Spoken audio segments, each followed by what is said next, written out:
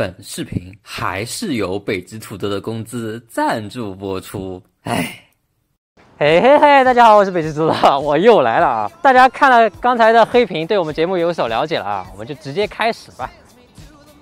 OK， 上期节目发了之后啊，我的私信真的爆炸了啊！一堆人给我发各种各样的改装问题，不要急，轮得到你们的。OK， 我们直接开始今天的第一个问题。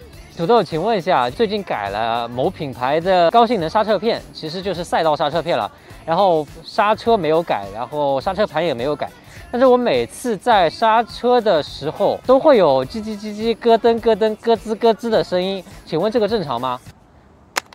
非常非常正常。我先说最专业的这个结论啊，就是你换了刹车片之后，其实你的刹车片跟你的刹车盘的摩擦系数其实就是不匹配了。你换了好的刹车片，就是你换了赛道刹车片嘛，我看了你的型号，这个我避免打广告，我就不说了。它换的是一个非常好的一个赛道的赛用的一个刹车片。之前我其实在那个教大家怎么样上赛道这个视频里面，我也跟大家说过了。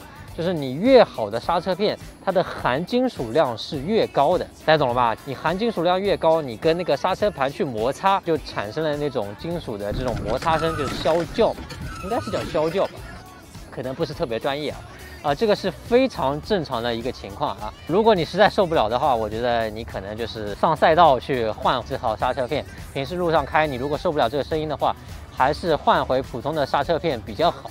这我知道这个声音是比较响的。因为我自己也换了这个刹车片，大家可以看到啊，我整套刹车都换掉了，但我其实已经习惯了，也没什么所谓。跑不在屁屁壳。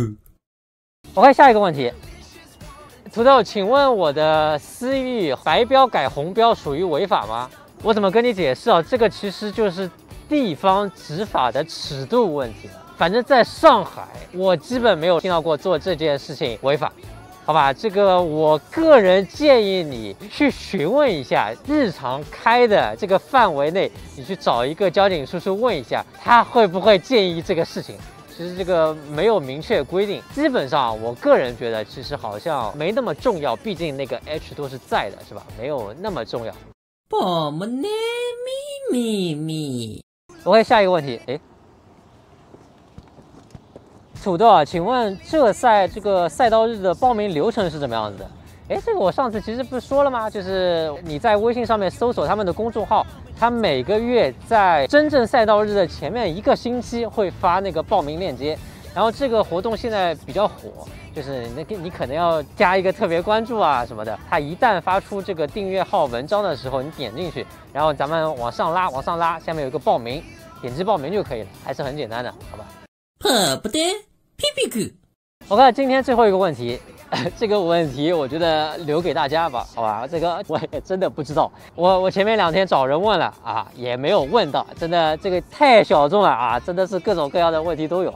谢谢你们很信任我啊。他问，请问土豆，我买了一辆路虎卫士，请问我想做防弹的改装，哪里有渠道？请问防弹这些改装合法吗？